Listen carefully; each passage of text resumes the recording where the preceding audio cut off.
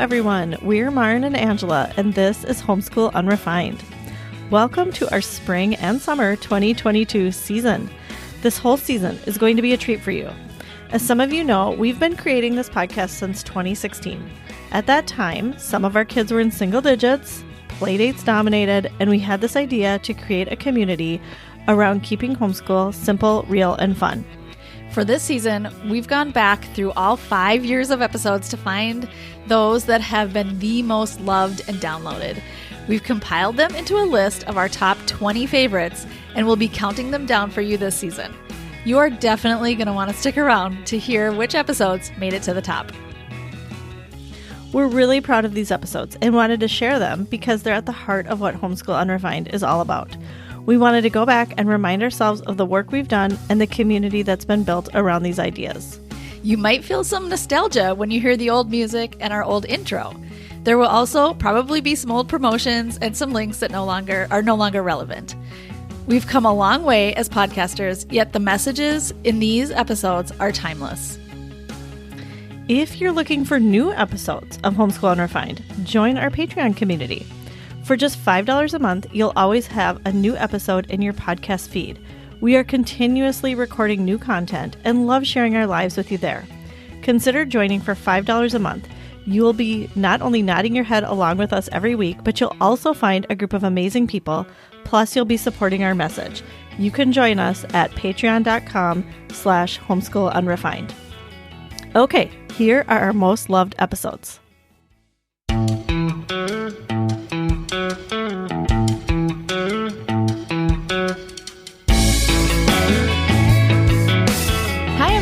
This is Maren, and you're listening to Homeschool Unrefined, the podcast where we keep homeschool simple, real, and fun. And this is Angela. You've got episode 107, where we think differently about homeschool. We are going to get to that in just a few minutes. But first, we wanted to say hello and welcome. Thank you, everybody, for coming back. We're so happy to be here with you. Yes, and welcome to new listeners. We're so glad you're here. And if you are new, please listen to lots of recent episodes. Don't go back to the beginning. Come on. Yeah. I like to tell a lot of people that. I know.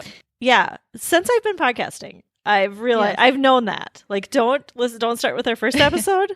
You do that with other podcasts. I know now, since I'm a podcaster, you start with the recent ones and go back. Yeah. Because we just get better. We were learning.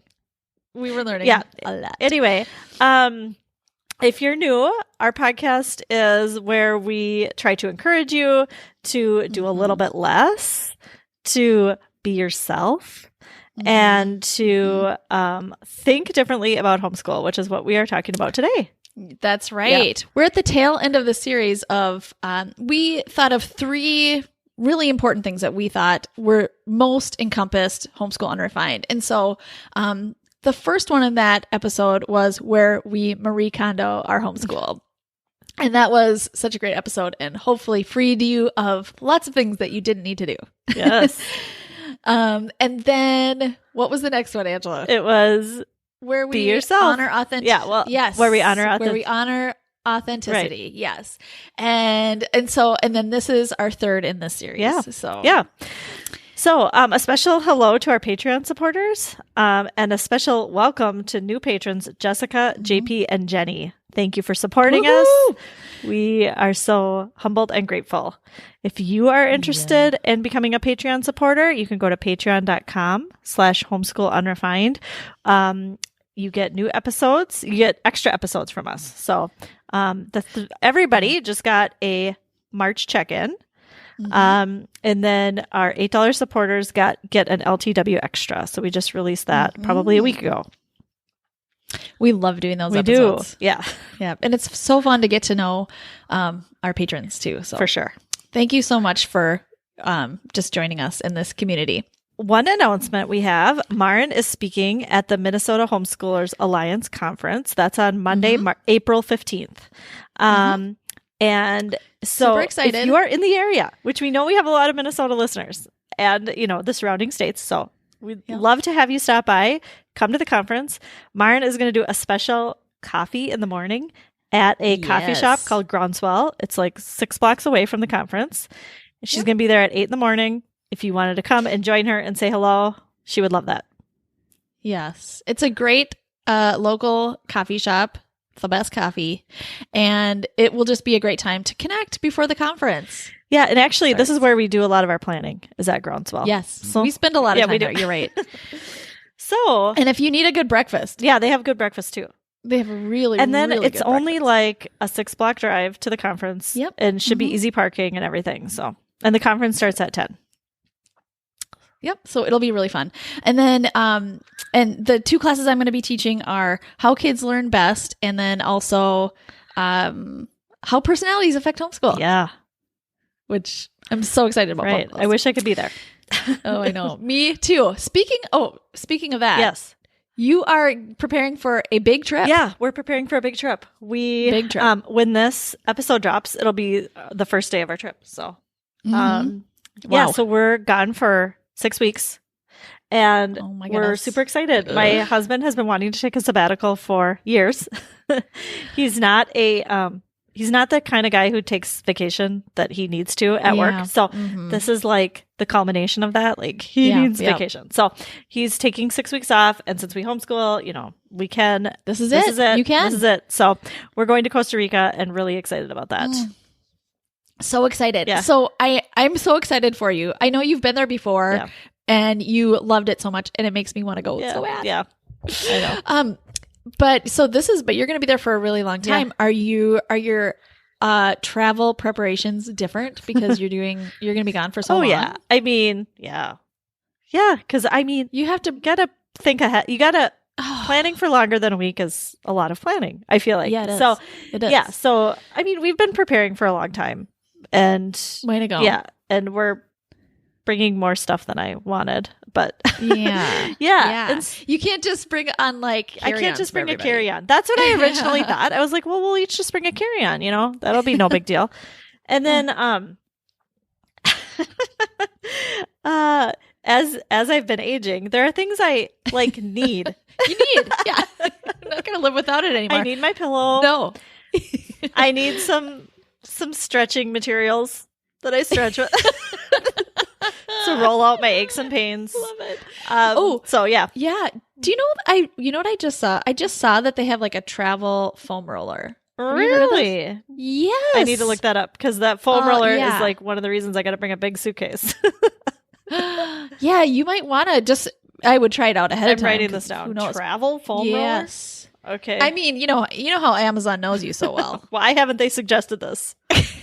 They know I'm traveling, and they know I like foam rollers.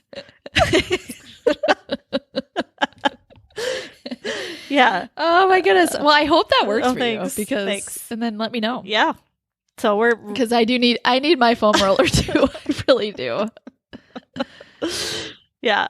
What's funny is, Jeremy's been making fun of me for probably 5 or 6 years, because I've had to bring a pillow with every time I travel. And he's like, your pillow takes up like the whole suitcase. And now on this trip, he's like, I need to get myself a pillow. And I'm like, yep. Yeah, see, you do. You're there. So actually we have 2 pillows coming with us. Yeah. Oh my goodness. And so while I'm gone, the podcast will still be happening, which is exciting. So you've got a guest host. Vanessa is going to be here to guest host for an episode. Vanessa Wright. Yes, Vanessa Wright. So excited. And then we have an interview that you're going to do. Yes, which you're not going to want to miss. I know. I'm not going to want to miss. I might be there for it. So actually what we're thinking is if we have good internet connection, I'll be there. Yeah. But I don't really know what my internet situation is going to be like. So we're kind of playing that by ear. Yeah, I really hope you can join, because I think you're going to love this conversation so much. I know. Can't wait. And then for Patreon, we're still going to do Patreon. And I'm just going to roll with whatever internet connection we have, which I think should be good. I mean, I'm pretty sure it should be good. I just don't know. Yeah. Yep. I'm sure. Yeah. And it'll be good. It'll be good. A little good reflection time for you. You can tell us a little bit about how you're doing and stuff. So. Yeah. Ooh, I can't wait. Yeah. All right, let's move on to our main topic this week, which is we are thinking differently about homeschool. And so before we get started with that, what do we even mean when we say we're going to think differently about homeschool? Yeah, I know. That could mean so many things. For me, I think thinking differently about homeschool is how I view learning. Do I view learning as, sitting at a table, finishing curriculum, or do I see learning happening in other places? Mm-hmm. Do I value other kinds of learning besides maybe a traditional type of learning? And I think we as homeschoolers, we get to decide what learning is for our kids. And our kids show us what learning is, what they're doing. They're learning all the time. And so as homeschool parents, we have the opportunity to pick up on those things and adjust accordingly to what is really happening in their brains. And I think this is not easy. I mean, this is the lifelong challenge of a homeschooler, I think, because we are undoing all the things that have been ingrained in us about what learning and education and school means. Right. So we probably grew up with an idea, or as adults we've had ideas. It's just cultural. And so we are trying to reframe those thoughts that have been so ingrained in us. Yes. And that all of you are homeschooling. Most all of you are homeschooling who listen to this podcast. And so you are doing it because you want something different for your kids in one way or another. Yeah. And so you are all thinking differently about your kids' education. And so I guess we just want to affirm that in you. Yes. And then also keep challenging ourselves of those ingrained assumptions. That is so good. Yeah. And we all need to hear this. I personally just needed to hear that now. So thank you. And I do think there is a leap that we have to take as homeschool parents, this leap of faith that this is the right thing to do for your kids. And it can be scary. It can feel dangerous. It can feel, you can feel very unsure, like, is this the right thing? Because it's not the main way to go. It's not, the culturally normal thing to do. And so it takes a lot of bravery. It takes a lot of courage to do this. And then sometimes I think what happens, and I'm saying this from my own personal point of view, I can tend to rethink what did I just do? I just took this leap, but now I don't know how far I really want to go. I mean, yes, we're homeschooling, but it feels safer to count the paperwork as the real learning, sometimes. And then I have to remember I have to ask myself every day, like, why am I homeschooling? Why am I doing this? So I get to think differently about homeschool. It's not so that I can do the same things at school that they're doing at school and just bring them home and do them here. I get to do it differently. Yes. It can be. So it's like, it's an act of courage, like every single day. It is. And especially when you have decided to do something that is, like maybe you're deciding to delay teaching your child how to read. Yes. Or, maybe and that's like culturally, you're going against the grain. If you've decided that, if your second or third grader is not reading the way a second or third grader in the public school system would be reading, right? You are making that's huge, and that you're right. That is a huge act of bravery. It is, especially when there are people around you, like checking to see if your second or third grader can read, and then you're like, we've chosen this, like it's just the way it is. Yeah. This is how we wanted it, and that's tricky. Yeah, very. Very. Yeah. And, I just wanted to mention later on in this conversation, at the end of our conversation, we are going to talk about the things that we are doing, because a lot of times Marn and I talk about the things that we aren't doing a lot, or the things that we're, taking off of our plate or saying no to or whatever. And so we are going to tell you at the end exactly what we are doing or what this means for us and what our homeschool looks like. Yes. Okay. Yep. So why do you think it's important to think differently about homeschool? I think it's so important because I think it kind of gives power back to our kids. I think when we have our own agendas and they're pretty firm, it really takes, the power away from kids. Like they just have to follow the rules and do it. And I think we want to raise kids who can think for themselves and can understand themselves and learn about themselves and know what they feel comfortable doing and what they're not ready for yet. And I think when we think differently about homeschool, our kids have more of a choice about what they're learning and how they're learning it. They're able to tell us in maybe not words, but by their actions. And we respond accordingly. And that fills kids up with so much self-confidence. There's less shame in that.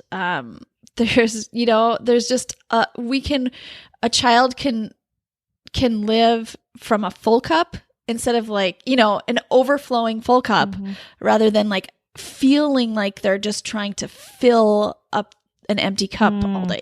That is so much work, but feeling like you're coming from, over an overflowing cup, it just feels so much more powerful. And, you just come from a better place, I think. One thing that I thought of when you were saying that is, as parents, one of our goals, our probably main goal as parents, is for our kids to love learning. I mean, I say that all the time. I hear lots of people say that. That is my main goal.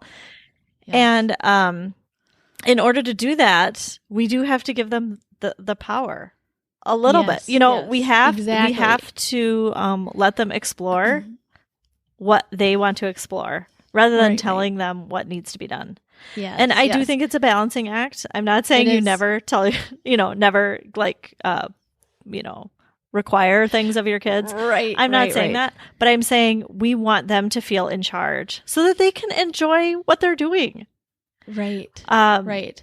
And that, yes, we don't want them to feel like, almost like victims their whole life. Like, well, this is just how it is. I just do this. I hate it. And I'm going to keep going through life like this. I'm going to find a job that gets me the money and whatever. Yeah.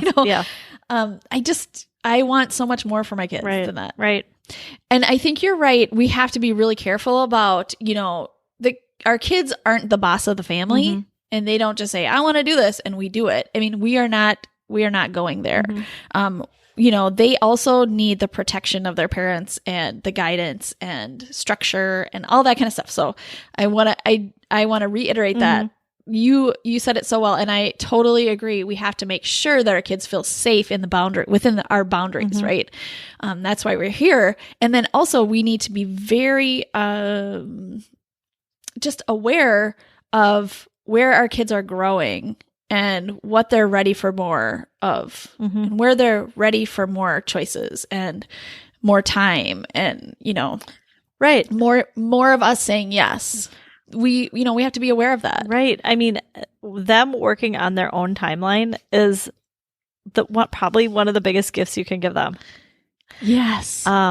Because kids are not all second graders are not ready for the same thing at the same time, or all third graders are not ready for the same thing at the same time. And so, giving them that time and that space to discover things on their own is such a gift. And I probably sound like I have this down. I don't. I do not have this down at all. But it is something I'm working on. Definitely working on. Like we say this a lot, but I feel like this podcast is really just self-talk that you all get to hear. We need to just talk about this through ourselves. Another reason why I think it's so important for us to think differently about homeschool is so that we personally don't feel frustrated all day. Because I do think there's a high burnout rate for homeschool parents. And it's, I think it's often because the parents' expectations are so different than what the kids actually need to do. And there's so much frustration when that happens. And when neither of them can budge, the parent or the child can budge, then, it's just this, butting heads all day, and it's so hard. Right. I've been there. I have felt that. I have felt that frustration, and I do not want I can't live there. I can't live there every day. Right. So yeah. So if we are willing to change our expectations based on what our kids actually need to do, and they're not being, and we have to change the paradigm of what we think is actually happening. Like we can't say our kids are just being lazy. They're not. Mm-hmm. Kids are not innately lazy. Mm-hmm. Mm-hmm. They're telling us what they need. Mm-hmm. And sometimes I think I just want them to do what I want to do. And if they're not doing what I want them to do, then it feels like they're being lazy or defiant. Yeah. Yes. Or whatever. Difficult. Yeah. Yeah. All those things. So, if we can just reframe their behavior into them trying to tell us in their way what they need. Yeah. It changes from frustration to like not even patience. I know. I just heard a quote this week that we need to, parenting. Oh, I can't remember. I think it was parenting isn't really a skill of having patience. It's more a skill of understanding. And once you understand, you don't really even need patience. You just get it.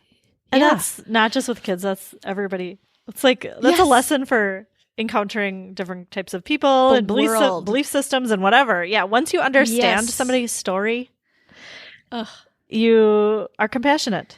You get it. And we need to start with our kids. Right. We need to understand them first. Right. The other reason I think we need to think differently about homeschool and this whole paradigm shift about what is learning is because I want my kids to know that like life things happen, life things, I don't know, life events, interruptions and interruptions, and just not even that, just like the daily tasks of life happen and are important. And I don't want them to think like, from 0 to 18, I did this. Like, this was my life. And then once 18 hit, then like I started dealing with all of the real life type things.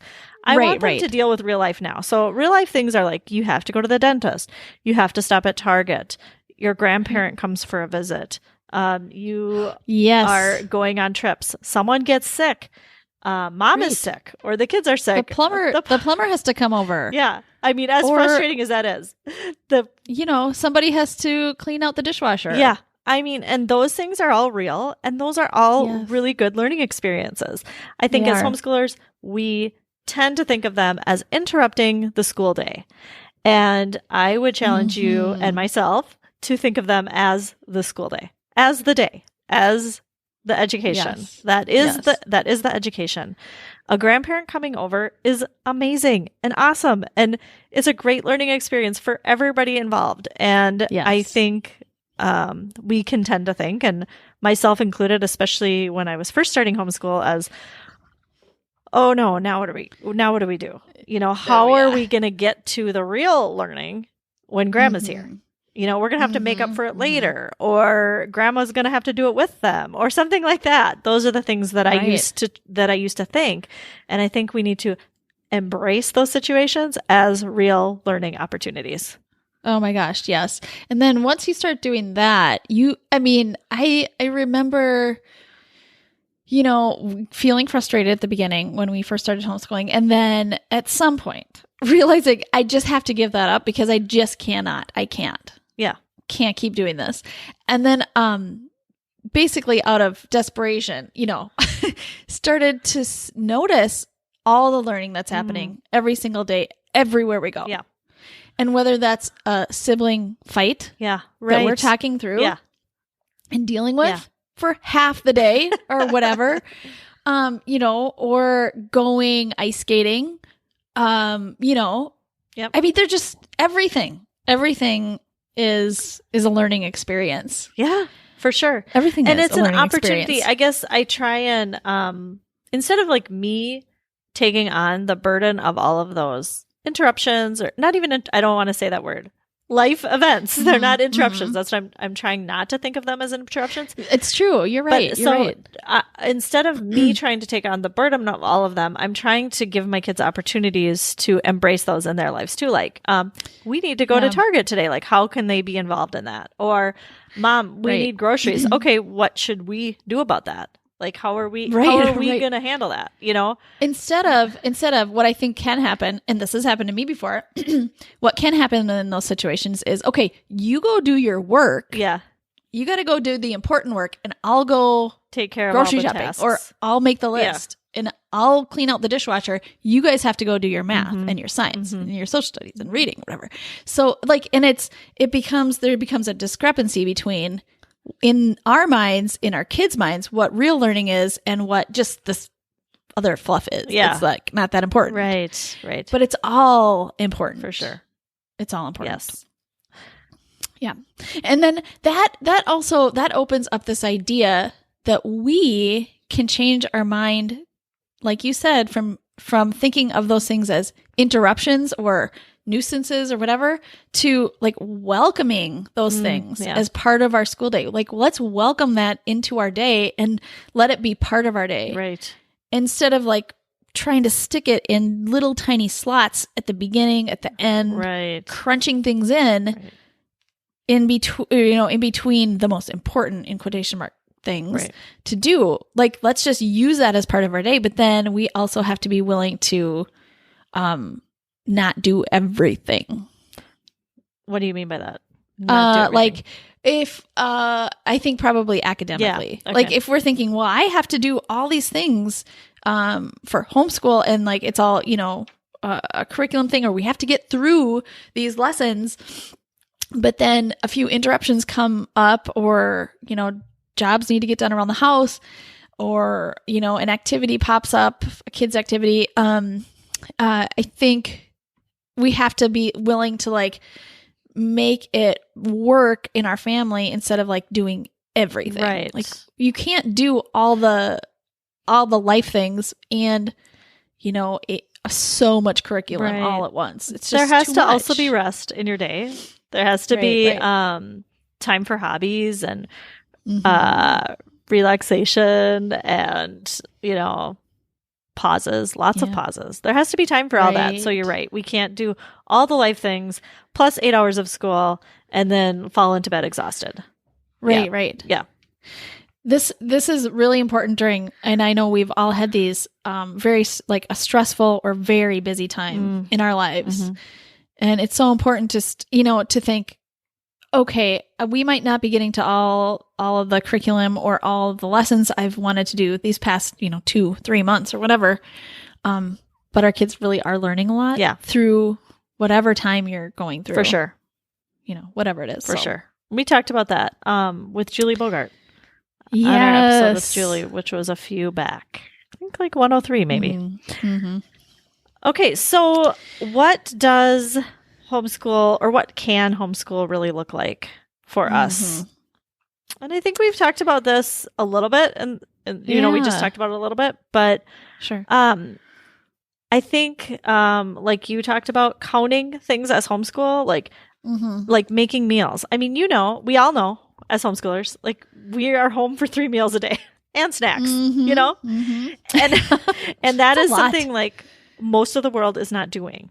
Like, because they're either in school or work or whatever they're doing. They're not home making all those meals. And that is such a challenge for so many of us. I know it's a challenge for me and everything. But I have to think about the meal preparation, the planning, the shopping, the making of the meals, the cleaning up. I have to think of that all as part of homeschool. Absolutely. Otherwise, it's all you. And then it's so much stress and frustration, and our day is super long, like we just talked about. So I really have to count meals as that is part of school. And obviously, as your kids get older, that gets easier to do. Yep. And I think for some kids, it's more part of school than others. Because I have a couple kids who are really into that kind of stuff. Yeah. And so they just take that on a lot more. I know. Which is great. Yeah. Also, in these instances, it's so important to, like we talked about before, kind of following our kids' lead and what they're interested in, because our kids learn the most when they're super interested in something, when it's the thing they like to do or whatever. So if your kids are interested in cooking or baking or, meal planning or putting things in your Instacart order, that's all learning. Yep. So if that's something they like to do, they can do that a lot. Or if it's something they don't like to do, maybe they try it, a little bit. Yeah. It's not maybe their main thing that they do all the time. Yeah, maybe not. I am actually struggling with that right now because I have one child who's not that into cooking. And I'm thinking, no, this is a life skill that you are going to learn. Yep. Before you leave this house. So I am actually struggling with like how much to push that. And I think I can wait a while. Like it doesn't have to be right now. Yeah. I can wait a while. Yeah. But I didn't know how to cook when I know nothing about cooking when I was a child. Yes. I learned it all in my 20s through trial and error. So, that is something that probably will be a non-negotiable for me, but yeah. Yeah. And I mean, that child is never going to probably cook as much as another child in your family. Right. And that's okay. Right. That's okay. Right. But it's good to have like a baseline. For sure. You might have a baseline. Yeah. Too. That's different than somebody else's, Yeah. So other things that your homeschool day can look like, routines, like having a routine is simply, it seems simple. It seems like a simple thing, but I don't think it can be understated. And it might not even seem, a lot of the stuff might not even seem like learning to you. It doesn't seem like they're learning much, but oh my goodness, a routine. There's so many great things that happen in a routine. In our morning routine, we've just decided to do like kind of 3 basic things in the morning. And that is chores, breakfast, and read. So when our kids get up in the morning, they just need to do those things, do those 3 things. And I just love it because because it's a routine. I'm not working on that. You're not directing anybody to do that stuff. Not directing They kind anything. of know now. Yeah. And yes, they're in those habits, and I just love that. Yeah. And I know you've talked to Angela about doctor appointments. Yeah. That's part of life. That's part of life. So that's important for my kids to that is a great learning experience that we have to interrupt our day to go to doctor appointments, even though it can be really annoying. And I've started my kids are older now. My oldest is 14 as of this recording. And my kids are starting to make those phone calls. Wow. They're definitely great. Going up to the counter and saying their name. Yes. Checking themselves in. Very good. Like figuring out what time we're leaving. What time do we need to leave to be at that doctor appointment? What things am I going to need to bring in? Stuff like that. So I'm trying to give over that responsibility to them because that is part of life that I want them to learn. I know. Yeah. I know. That is so good. I think even just like sitting in a waiting room and figuring out what to do in a waiting room. Yeah. I mean, we don't want to spend our whole life doing that kind of stuff, but it happens. And it's so good to have, I love that my kids are doing that now with me. Yeah. And they're figuring that out doing with good you. things with their time. Yeah. So, also I think just, shopping trips. And I don't love shopping, but my kids are at this age where, if they get a little chores money, they have ideas. And I love that I can go to the store with them and we can run to Target and pick out a little thing or whatever. And it seems like, oh my gosh, we just spent 45 minutes picking out, something at the dollar section. Or, we drove all the way here and you're getting something from the dollar section. Oh my gosh. That's what it can look like. But I also think that's math. It's a lot of math. And then it's also social skills too, because I have them buy the thing and go up to the counter, give them their money. Go up to the counter and get their money out, and they figure out what they could buy and what they can't buy, and they plan what they're going to do with their money. And I just think this is real life. And they're not going to do it at an adult level. They're going to do it at a kid level. My 8-year-old is going to do it at an 8-year-old level. And that means putting out the coins and counting them right before she buys something, because it's she, you know what I mean? Yeah. That's how she does it. Mhm. That's how she functions. And it seems like a waste of time, but it is so powerful. Right. Every single time. I'm really just in awe every time. And if you didn't leave space for that stuff wouldn't happen. Exactly. If you had a packed schedule day with all your... Right. And I do have to say, we do math at home too. We do math, and she goes through those lessons, and you know what I mean? She learns. But when we go to Target with coins, it's just different. Yeah, and it's an experience. It's experiential learning. Experience, yes. Yeah. And so it is more powerful than any lesson I could do at home. Right. Anything. So I just, we have to welcome those things. Right. Another thing, and this is kind of goes back to our episode about honoring our authenticity. Yeah. And so you need to do this your way too. But what I love to do is spontaneous kid projects. Like if my kids are interested in doing something that day, I am so happy to drop a lot of things and just let them go with what they're interested in doing. Mm-hmm. And so a lot of times that means painting, making things out of boxes, creating restaurants or shops in our house, building forts. I'm trying to think of what else. I mean, there are just so many things that can happen spontaneously, and it's very difficult for me to stop that from happening. Yeah. Because I see the synapses like sparking in their brains when they're doing it. Mm-hmm. Basically. You are so good at that. You are so good at that. I am not so good at that. I am and I think your kids are like you, in that way. They've been they know that that's your family culture to like stop and do projects. Yeah. And so they have lots of projects they want to do, which I think is so great. Mm-hmm. I think that's so awesome. I wish I were better at that. Yeah, and there are seasons for it too. Like sometimes sometimes my kids are really into it, and sometimes they're just not. And they're just, not into big projects. But sometimes when they are, I really think it just makes for a much more balanced house. Everybody is kind of in their element when we're doing those kind of things. And it just feels right, Right. It's just like this calm energy in our house when people are working on those kind of things. So, if the blocks are coming out or army guys, like those things I really encourage that kind of stuff. That's awesome. That's great. Yeah. So, and it is learning, so much learning. It is. So kind of on that same note, we wanted to talk about what we do. Can't say that without laughing. I know. Because we do talk about what we don't do a lot. Right. So yeah. So we want to talk need about... to give ourselves credit for the things we do. Yeah. So we want to talk a little bit about that, because I think that has been absent from our conversation lately. We have talked about this in the past a lot. I think if you're a new listener, you probably think, what do these people do at home if they're not doing all these other things? Right. We do have an episode called Where We Give Ourselves Credit. Yeah. Which would be a great place to go if you're interested in even more of this. Yeah. But I think it's really important to talk about the things that we are doing so that you can kind of get a picture. Yes. And so do you want to, of course, I just want to give a caveat. This is going to look different for everybody. The things I'm doing doesn't mean that you should be doing that.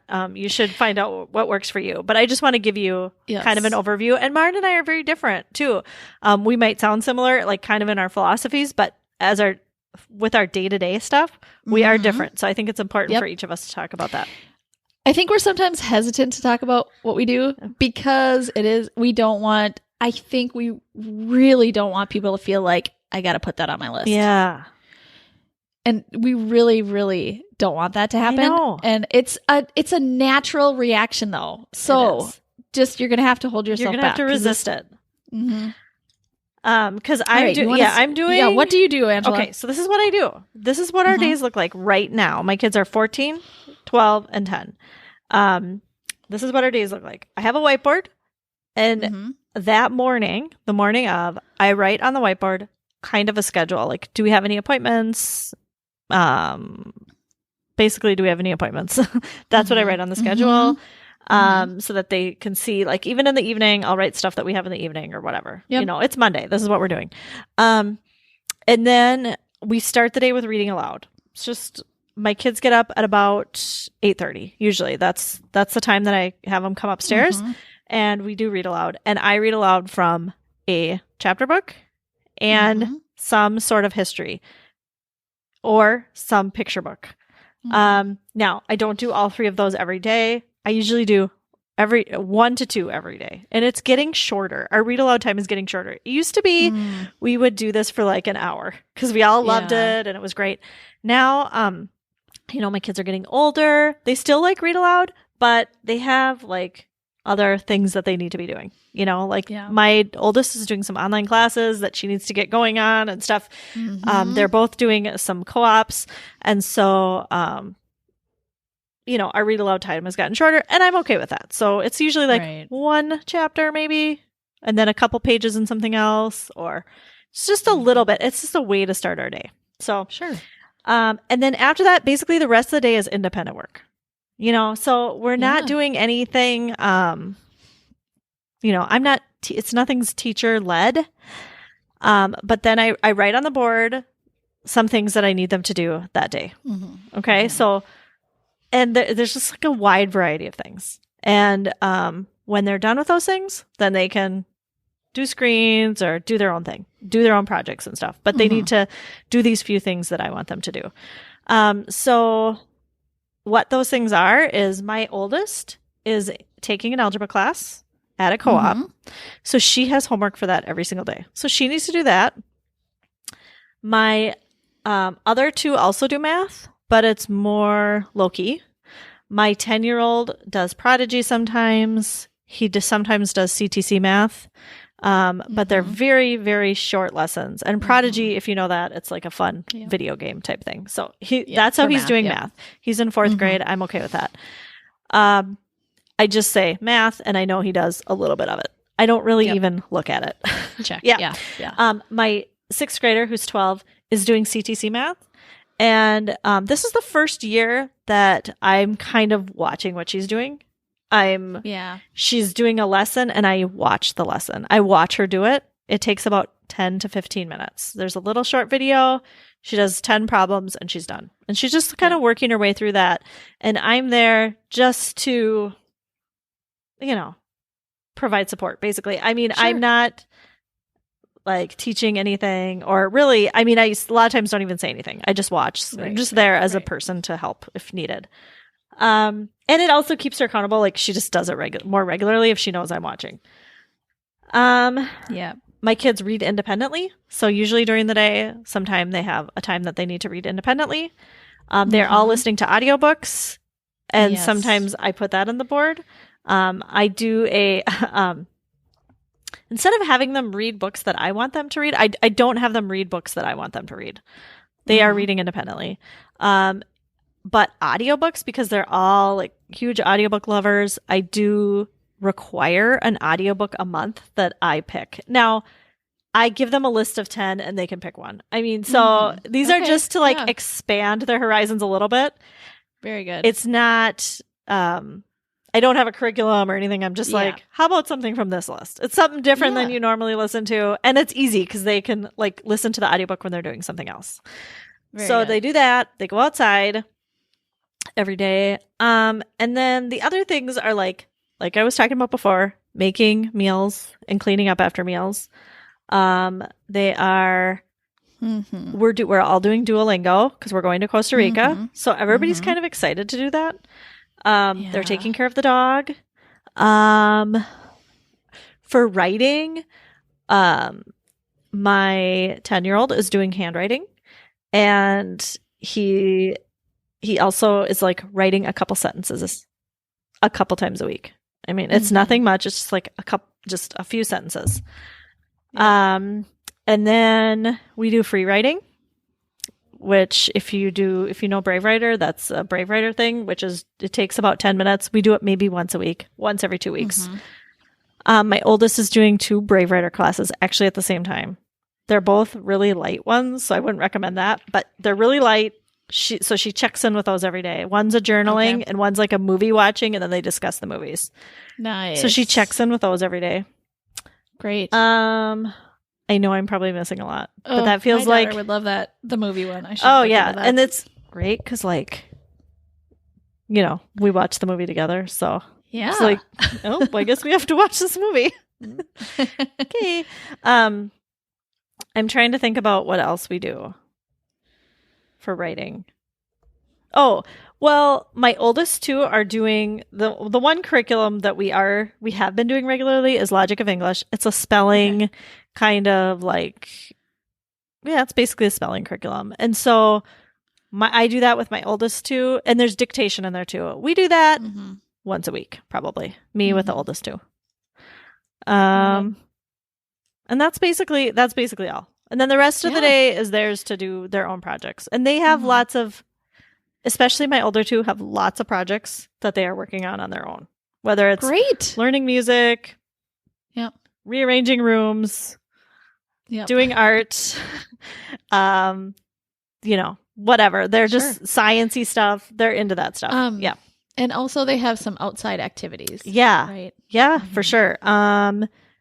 Yeah, my kids are in martial arts. So we do that during the day. We go to the Y a lot too to do like swimming, or my kids are now old enough to do like the machines. So they like to work out, which is awesome. I love it. Awesome. I love it. So yeah, that's basically, that is sort of typical. Yeah. That sounds awesome. Yep. How about you? Let's tell everybody what you do. Okay. So I also have a whiteboard that in the morning I write down who's in charge of the dog that day and what chores day it is. We have a rotation of 4 days and we have 4 kids. So it kind of works out great. And then, and I write, there are 3 things I have to do in the morning. Like I said, chores, breakfast, and reading. So, and that is because our kids all wake up at different times. So one of my kids always wakes up really early, and he can get these things done, and and he doesn't have to wait around for everybody to get started on the day. And then like our oldest gets up last, and she sometimes won't do those things until later in the day, which is fine because we've already moved on to something else, which is totally fine. And also, we really have to take into account like what our kids' needs and interests are here too, because my oldest child really likes to be set apart from the younger 3. Really, like it's so important that she has even kind of a different schedule. And when I put things on the board, like she's like, well, I'm going to be doing this other thing. Yeah. You wrote down this thing. So instead of that, I'm going to be doing this. Is that okay? Yeah. And I'm like, yeah, usually that's totally fine because she just needs to feel different. Yeah. So, it's really important that she feels that way. And then, okay. So often, well, I have to say we took a break from read aloud for a long time because there was just a lot of bickering and arguing about it, and people were angry, very resentful that I was making them do it every morning. And so we just stopped. We took a break. It wasn't creating a good family atmosphere for us, which was heartbreaking for me because it's my favorite thing to do. Yeah. It's my favorite thing to do. Yeah. Recently we have gotten back into it, which I'm so thankful for. We've changed to sometimes reading in a different room, which helped a lot. We had always been doing it in the living room, and I would, like making my kids go and find something to do in our living room. But the thing is, like it just wasn't working at that time. So I moved into doing, I'm reading, now in the dining room, and then kids can be in the kitchen or the dining room. And it's just, some people are getting breakfast still. Yeah. And, there's just more space on a table for people to be doing things. It's just working out better. Yeah. So anyway, it seems like not important to say that, but it's so important. It was so important. This little change made like a really big difference for us. Yep. Yeah. So that worked out great. And then what I usually do after that is I usually have like maybe 2 academic things on the board of things that need to happen that day. It's often English, which our kids have some, they all have, well, the 10-year-olds have a book. I think it's called Blast Off into Reading. And then my 8-year-old is doing Explode the Code. And my oldest, my 12-year-old, is doing Daily Grams. So they're all very different, but they're it's just what is working for each of them right now. And they do that mainly independently. I can help with that. I can help them, but it's a lot of just independent work or me just like kind of being there. It's math sometimes, and we do CTC math also. My oldest is kind of bucking CTC math, and she's doing, the book, it's the Everything You Need to Know About Math for junior high. Yeah. She's just reading through that. Okay. And then we're talking about it. And then there's like little quizzes, but they're not like official quizzes. Like you don't get a big grade for it or anything. Yeah. And I think that's helps her just pressure wise with, like CTC math, you get a grade on how you did. And that's kind of hard for her. So it just works better for her to try things out. And then the answer key is right there. And I'm totally fine with her checking. Yeah, right. Why not? It's like, because it is much more authentic for her. She wants to get it right. Yeah. So let her, figure it out the way she needs to. So anyway, that's working for her. So that's math and English. We do for writing, we're doing, if I put writing on the board, it's Q&A a day for our younger kids. And my 12-year-old has her own book. Now it's just called 300 Writing Prompts, I believe. It's the one I posted about it on stories a few days ago. It was just from the Target like notebook section. Oh, nice. So interesting. So, and it's just really great writing prompts that she loves because they feel, older. They're not kid centered, which she loves. And then I'm trying to think of what else. And then, yes, my oldest also has some homework for a co-op that she's in. So she really takes that on herself. She really is taking on her own schedule. I put things on the board for the other three, and she kind of just modifies it on her own to-do list. Yeah. So, which I am all about that. That's so great. She knows what works for her for the most part. Sometimes I do have her tweak it a little, but I love that that's a skill that she's learning right now. For sure. Yeah. Yep. And then so sometimes my kids go right into finishing those two things, and sometimes they don't. Sometimes they do other projects first. My 10-year-old has a YouTube channel. Yeah. That's her thing right now. It's all she wants to do all the time.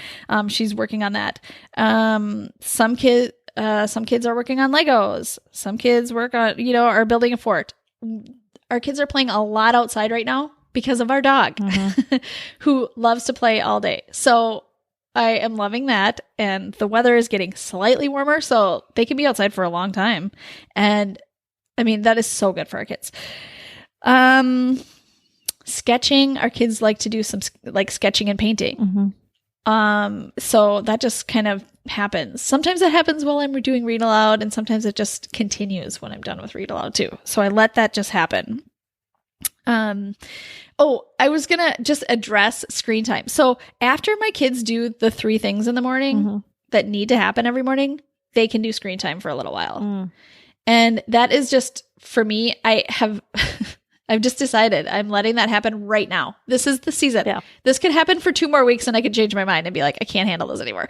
But right now, the morning work stuff is happening. It's motivating them to get that done. So I'm letting that happen.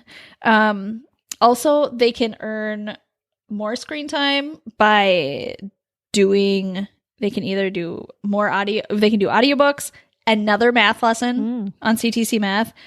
If they read for 15 minutes, they can get 15 minutes of screen time extra. This is just like extra after that. So, that is motivating for my kids too right now. Really motivating. And they're getting a lot of work done. So I'm going with it. Yeah. Also lots of cooking. And that, like, for cooking, there's a lot of planning that is happening. There's like adding things to our shipped order from Target or going to Target. And that's where I will drop stuff. I will drop plans to go to Target to get ingredients because I am valuing that learning so much. And we're doing some adventures too, which I love to do. Like, we will go to a park. We'll take our dog to a dog park. We'll go, I don't know, just visit something, go to a museum. And those kind of things for me are sometimes just last minute. Like, I think today we need a change. Yeah. I can tell. Yep. I can tell. This is happening. We also go to the YMCA. We go swimming a lot. Sometimes on Tuesdays we go to movies because it's $5 Tuesdays. Yeah, and sometimes even just in the middle of the day we'll watch a movie together because I just want to. Yeah. And it's great. It's a great shared positive experience together. For sure. And we can talk about it. And we have great conversations about those things. So yeah, that's what our sounds awesome. days Sounds encompass. It's full. Yeah. It is. You're right. Yeah. But like you notice like we do academics. It's just like not our focal point really. Yeah. Because I do see the learning everywhere. Yeah. Yeah. Yeah. I love it. Yeah. All right. Let's move on to loving this week. Yes. All right. Angela, what are you loving this week? I have a new favorite t-shirt. If Ooh, you're a longtime listener of the podcast, you know that I had a favorite t-shirt like way back, probably 2 years ago or 2.5 years ago. And that was my favorite t-shirt for a long time. And then I'm just like dissatisfied with the lack of colors and I know. I don't know. I wanted something different.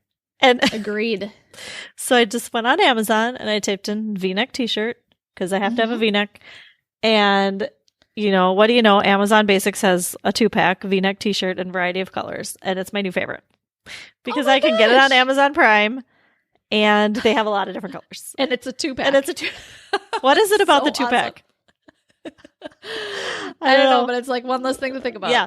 So, and it's like the cut is a little bit different than my other favorite t-shirt, which I like. So I feel like different. So great. I know it's still a V-neck t-shirt. So probably most people can't tell. But to me, it comes in different colors. It's different colors and I like it. So that's so great. I ordered a bunch. What colors? I don't know. Like, ask? Well, the standby black and gray, which I like. Yes. And then like they have a few striped options. I like it. I like stripes. Yeah. So that's basically, and red. There's some red or magenta or something. I don't know. I'll put the link if you're interested. Do they have the same t-shirt in like a round neck? Probably, yes. I think they do. That's what I need. Actually, I was thinking, do they have the same one in long sleeve? Because I can never find a good long sleeve t-shirt. I have like 2. I need more. So, because I'm wearing the same 2 all the time. So, seriously, I haven't searched that on Amazon, but I will put the link for this one. It's a good one. Okay, I can't wait. Okay, I'm probably going to show up with that t-shirt in the crew neck version. Yep. Okay, what are you loving this week? Okay, I am loving a new knee pillow. Oh, gosh. Okay, our older listeners are going to love this. I need something between my knees when I'm sleeping at night because my chiropractor said I needed to, first of all. Okay. Yep. Because it straightens my spine. Yep. And really, we probably all should. Yep. And I've been using a pillow for a long time, but it's too big. It gets in the way. I can't turn in the middle of the night. Yeah. And I have to readjust. Okay. This knee pillow just stays in You're place. piquing my interest.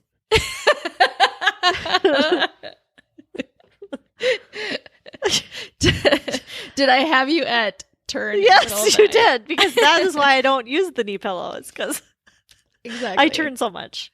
Okay. See? This is going so to it's help small. You. It's small. It contours to your knees or, your legs. It's like you put it right above your legs. Yeah. So it's perfect. And it just fits right in there and you can turn whichever way you want. You can even lay on your back with it in between your knees and it just stays there. I love it. Tell me you got it on Amazon. I got it on Amazon. Okay, I'm ordering it. Maybe it'll go in my suitcase. Sold. I do not think there's a travel version. Well, it sounds pretty small. Yeah, it's not big. Wow. Yeah. So it's really helped me. I think I'm getting better sleep. Really? Mm-hmm. Okay. Mm-hmm. I might have to try that. Because I know I need that. Ever since, when you're pregnant, you sometimes use one. Yes. And I've wanted one ever since. But oh, yeah. I know. So. I know. For a long time, I didn't use a pillow at all. And I don't think I noticed it. But then when I started putting a pillow in between my knees again, I was like, oh, this feels so much better. Yeah. Yeah. It just feels so much better. So. Yeah. All right. Well, thank you everybody for listening. If you want, we are on social media. You can find us there. We're on Facebook and Instagram at Homeschool Unrefined. We have a closed Facebook group we'd love to have you join called Unrefined Homeschoolers. And then our website is homeschoolunrefined.com, where you can find links to everything that we talked about. And we'll see you next time. Thanks for listening. Homeschool Unrefined is created and produced by Maren Gorse and Angela Sizer. Ethan Miller is our editor, and Amanda Ginn is our VP of all the important things.